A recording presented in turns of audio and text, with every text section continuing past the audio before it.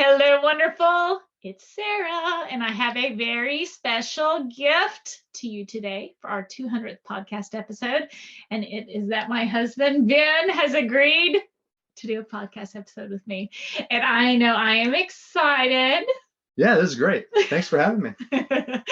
So we went back and forth on what we wanted to talk about, what we were going to say, and we decided to kind of just go silly with it. And so I said, well, why don't you tell them three or four things that you know about me that they don't know about me? Because I try to live my authentic life, so you guys know the real me. But there's certain things you never really know about someone until you live with them. Yeah, I feel like you tell them a lot. That's what I feel like. I definitely know that Sarah is a very big sharer, where I'm probably not. I'm a little more reserved. She's out there a little bit more, telling people what she does, what she thinks, how she feels. That's not my style. So it should be fun. How happy we are, how wonderful things are. Yeah. It's true. It's true, though. Thank you for doing that. Oh, well, happy to do it. Okay, so do you want to say anything before we start? Or no, let's get going. Let's get right into it. We already did one Q&A where people got to ask him questions. So if you have not seen that, he did more of an introduction of himself and that kind of stuff. It's under sarahkramsey.com and under Hi, I'm Sarah. And there's a lovely video that we did so this is our first time tag teaming in, but it's the first time revealing all the secrets of Sarah. That's right. So what is something you know about me that our podcast listeners do not? The first thing I thought of when Sarah asked me this question is about her hair. She has this beautiful, look at her touching her hair, beautiful, long, luscious, it's dark, really black long. hair. I'm not sure if you guys know how long my hair is. It's like really, really long. Mm-hmm. The thing is for me, though, is that no matter what I do, there's hair all over my body, but it's not my own. Oh, no, it's hers. So I can have it under my armpits. I can have it on the back of my neck, wrapped around my ears. Anytime I put on clothing, it's there. It's in the pockets. It's absolutely everywhere. Wrapped around buttons, it doesn't matter. It's all over the place. It's all over the floor. So good thing we have dark floors. I guess you can't really see the black hair on the dark floors because it's true. And it's a good thing we have a Roomba. It cleans up that's the hair. Very helpful for all of us. Oh, look, here's one of my hairs right here. Yep. So I spend, I don't know, what, 5-10% of my day on the hair situation right here. Well, didn't you go golfing recently and take some of my hair with you? There's always hair. It doesn't matter. Yeah, absolutely. It'll be wrapped in my pants pockets, anywhere you can think of, for sure. So my college roommate went to visit her. We were in Tennessee, and her boyfriend, who she's now been married to forever, was in North Carolina. And they had a very interesting conversation because she said, Brandon, what is this long, dark hair doing in your apartment? And he was like, it's not me, I swear. And it was her bringing my hair with her to North Carolina with him. So believe it, Brandon. Yes, it's true. It's true. It's very true. So what else? I'll stick on hair because it seems to be a really important theme here. Look how much there. I mean, yeah, go ahead. What does she use with the hair? The hair dryer. The hair dryer is my personal nemesis around here because what she does is she will get into bed, she'll turn on the hair dryer and just sit there as if it's a calming, soothing noise from the hair dryer. Okay, this is how she relaxes and focuses. Because I can't hear anything else. It shuts out the whole world. And so when I'm writing a book or something, or doing like some deep work, I'll actually get in the bed with the hair dryer, blowing on my body, not blow drying my hair that much, blow drying my body. And it makes noise in the house that everyone else can hear, apparently. And some people don't like that. If I'm in the kitchen, the bedroom is a considerable distance away. Okay? I can hear this hair dryer no problem, as if it's sitting next to me. It just permeates through our house. We got a little bit of an open concept home, mind you, but the hair dryer is always on all the time. They did an episode about this on like my strange addictions, and there was someone who had a hair dryer addiction, which probably the biggest addiction of my life. Oh, it is. To me, I think I'm on an airplane. That's the problem. So I've had a job for years and years where I traveled sometimes Monday through Friday of a given week. So I'm always on an airplane. And that's what it reminds me of. And that's why I don't like it, I think. Because you'd be flying away from me. Isn't that the answer? That's it. Yeah. That's exactly it. I'm leaving. I'm out. Leaving on a jet plane. But what they don't know is that also a few nights back, I grabbed my pillow, and then I had some kind of residue on my hands. I was like, what is this? What's going on? Like someone is taking my pillow, someone's eating in the bed, which also I don't eat it's in a the hang bed. up for me. No, but I maybe don't not eat for in the everyone bed. else. I don't eat in the bed. That's good. That's a good thing. That was one of the rules. The unspoken rules of our It is relationship. a little bit of a rule of mine. It's like, Yeah, let's not eat in the bed. I know some people maybe enjoy like a breakfast in bed. That could be nice for your significant other to bring you, but in general, it's like eating in the bed. I think it's bad.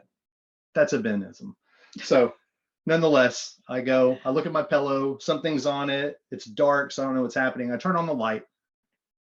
There's blue stuff all over my pillow, all over my hands. I think, what happened? What could be blue? Who's eating something blue around here? Lo and behold, there's a mark on my pillow, like a big black mark where the blue is as well. So I start thinking, oh, wait, this is one of those cooling pillows. It's got gel inside of it to keep it cool. So what's happened is something has touched the pillow and now the gel is leaked out everywhere. What could it be? Anyone take a guess? Sarah was in the bed, had the hairdryer. She props it up on my pillow so it blows on her. So she gets that wonderful feeling of serenity for herself. It melted through my pillow. Yes, indeed it did. This is the time we need a dog so I feel bad blaming the children. But if we had a dog, I could blame it on. Like, oh, I bet, Rover messed up the pillow.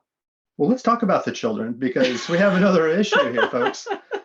Is that Brady, our 11-year-old, has now the same addiction.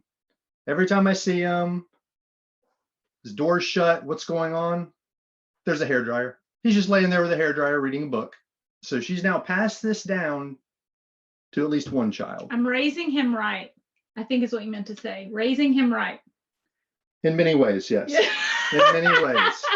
Indeed. Yes, including how to handle the cold. Yep. Okay, so we got the hair. We got the hair dryer. Anything else that springs to mind? I would say they don't realize your eating habits. I could go many ways with this, but what I think of is the scene from the movie Grease, which I think is super entertaining. It's been around forever. And you don't like Grease? No, I don't know what you're going to say. Yeah. You never know what I'm going to say. It's a mystery to us all. Yeah. And there's a scene in Grease where John Travolta and Olivia Newton-John, they go to the diner, okay? And he like brings her over to the table.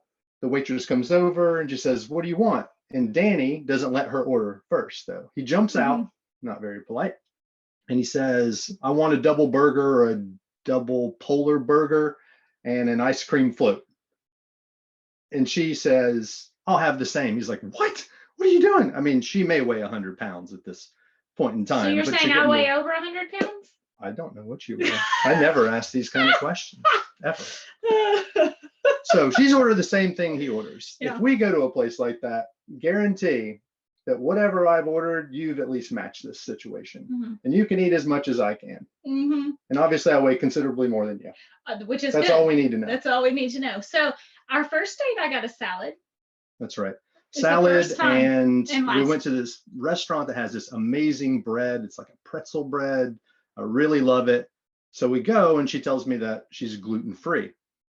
It's a first date. I really can't indulge myself in this bread at this point. That's completely rude. So no bread for me. She ate a salad. Let me tell you how many times that she's ordered a salad in these many, many years that we've been together, like 2. Yeah. That and like one other time that I can even think of at this point. So. And I wasn't changing for the audience. We should tell them I wasn't changing for the first date. What happens is I've gone gluten-free 40 times since then in our relationship. That's true. And I'll say, "Oh, I'm gluten-free this week." And then I, fall off the bandwagon within 2 days. So it wasn't that I was trying to change myself, but I got a salad because I was embarrassed. It's because I stopped being gluten-free like 3 days later. That's fair. That is fair. Yes. His dad, one time, we were at a Father's Day dinner, and his dad looked at my plate like heaping with seafood. He goes, "How are you not fat?" I think it's exactly the way he said it. He did. Yeah, he said, yes. I think our relationship was very signified at that point, so it wasn't a concern. But I'm very supportive of you going gluten-free, doing whatever diet you want to do.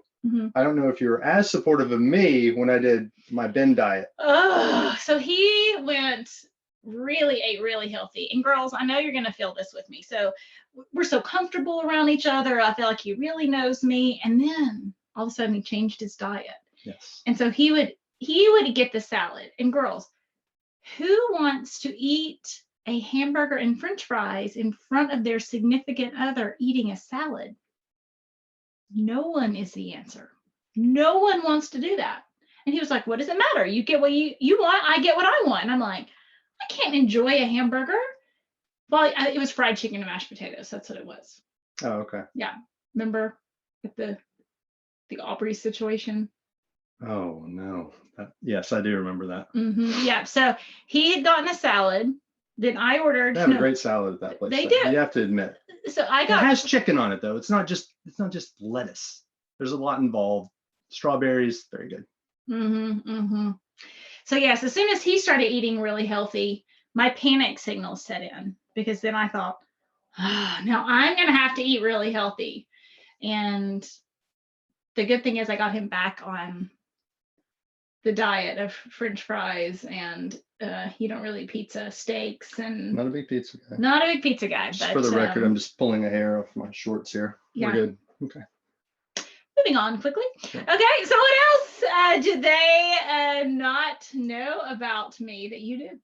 So when I think about the business and your investment in the business emotionally, and just the toll it can take and the number of hours that you spend on all the wondrous women and people that you're trying to reach out to, I really think about how it pains Sarah when women won't help themselves. So just because she has a program that can help people, it doesn't mean that everyone comes to the table every single time. You can show them the service offering, but they ultimately have to make the investment in themselves and take that leap of faith that they want to change. And I've seen firsthand the impact it has on Sarah when someone doesn't do that. It's it takes her a little bit, honestly, because she just thinks, well, why won't this lady do this? I feel so bad for her.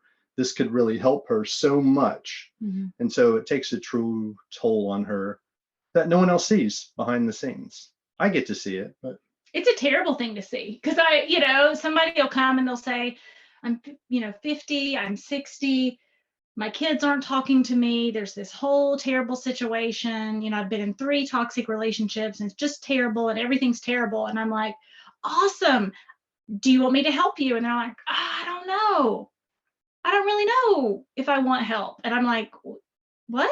Or I posted a picture of us being we were at a wedding this weekend, and I posted a picture, and there was a woman, and she said, you're blessed in a way some of us aren't. And I hear that. It's like, oh, you've got a great life. You've got this, you've got that. And it's like, did you think it just magically showed up? Because it is the hours and the sacrifices and the tough choices and the getting past my own fear and not getting stuck that has helped us create this life, the vulnerability, the doing everything I can to have not brought a swarm of past baggage into our relationship. And, it's always interesting. Oh, you're just blessed. Oh, you're lucky. And it's like, that's makes me very mad. It makes me upset, because I think, no, I made different choices, and I'm very honest about what choices those were. And here's the path. Why don't you follow it? And it's hard to see women give up on their own lives. It's very hard. Nothing's luck. That's the way I always see it. You have to take action on things. You've got to be deliberate in the things that you want to change in your life, truly. So anyway, I get to see that behind the scenes. I thought it'd be good just for everyone to know that that does happen. Yeah, I get really upset. Yeah. I really do. I have to have a whole reset. Because it's heartbreaking to see someone who could have an amazing life and they kind of go back to their sadness or go back to things. Right. Well, I'll thank you on camera, because I certainly, when I started this endeavor, there were very few people who were like, oh, you're going to be a professional life coach. That seems like it's going to work. It's kind of like saying you're going to be a professional athlete or a professional musician or a rock star, and people are a professional YouTuber, and people are kind of like, oh, okay, is that real life? Is that, but as I was starting this and going through the growth struggles that always come with starting something new, you were always supportive and always believed that it would work out. So you've helped change these women's lives too. Well, that's good news. No, I have. I've always believed in Sarah and where she was going with this, and certainly want to be a supportive partner in any and every way I can. So, which is why you came on the podcast. That's right. Happy to be part of this 200th podcast episode. I know. Right. I was like, my 200th episode's coming up. What should I do? And I was like, you. I want you. So you're my favorite guest so far. Thank you. Well, thank you guys for coming on. I hope you've enjoyed today. For more from Ben and I, where we answered questions about finding good partners, nice guys, how we manage our relationship a little more. You can check that out on the website at sarahkramsey.com. And if you go to the Hi, I'm Sarah page, you can see wedding shots of us, our wedding pictures, as well as that interview down there at the bottom. So thanks for coming on, babe. Thank you all. Thanks for having me.